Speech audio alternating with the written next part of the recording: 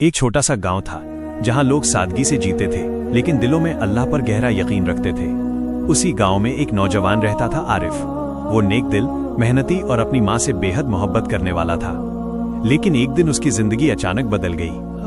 अध्याय 1। बीमारी की शुरुआत। आरिफ की माँ अमीना बीबी अचानक बीमार पड़ गईं। पहले हल्का बुखार था लेकिन धीरे धीरे हालत बिगड़ने लगी।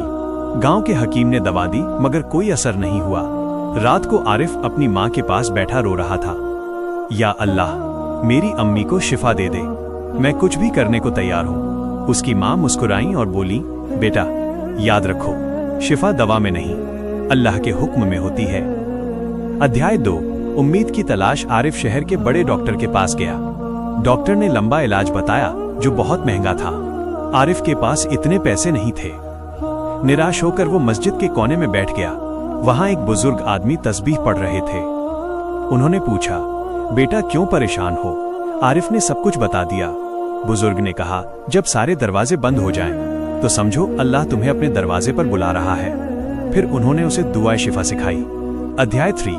दुआ की ताकत। आरिफ ने उसी दिन से पूरी लगन के साथ दुआ पढ़ना शुरू किया। अल्लाहुम्मा रब्बन नास अज़हिबिल बास इश्फी अंता शाफी। वो हर नमाज के बाद, हर रात, हर आंसू के साथ यही दुआ करता। दिन गुजरते गए मगर बीमारी में खास सुधार नहीं आया। अध्याय 4। ईमान की परीक्षा। एक दिन पड़ोसी ने कहा, इतनी दुआ करने से क्या होगा, इलाज कराओ। आरिफ का दिल टूट गया। लेकिन उसी रात उसकी माँ ने कहा, बेटा जब अल्लाह देर करता है तो समझो बेहतर देने वाला है। उस रात आरिफ ने पहले से ज्यादा रोकर दुआ की। अध्याय 5। सब्र का इनाम। कुछ दिनों बाद अचानक हालत सुधरने लगी। डॉक्टर भी हैरान था, ये तो मेडिकल साइंस से बाहर है। धीरे धीरे अमीना बीबी पूरी तरह ठीक हो गई। आरिफ सजदे में गिर गया, या अल्लाह तू ही शाफी है। अध्याय 6। असली सीख। बुजुर्ग फिर मिले। उन्होंने कहा, देखा बेटा, दुआ सिर्फ बीमारी नहीं, इंसान को भी बदल देती है। आरिफ अब गांव के लोगों को दुआ शिफा सिखाने लगा। अध्याय 7। एक नया इम्तिहान। कुछ महीनों बाद गांव में महामारी फैल गई।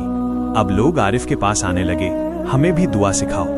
आरिफ ने सबको कहा, दुआ सिर्फ शब्द नहीं, यकीन का नाम है। अध्याय 8। करामाती रात। एक रात पूरे गांव ने मिलकर दुआ की।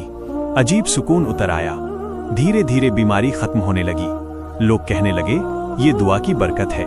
अध्याय 9। यकीन का सफर। आरिफ समझ चुका था, इंसान इलाज करता है लेकिन शिफा सिर्फ अल्लाह देता है। अध्याय 10। आखिरी पैगाम। कहानी के अंत में आरिफ कहता है, अगर तुम बीमार हो या परेशान हो तो याद रखो, अल्लाह से मांगो क्योंकि वही शाफी है।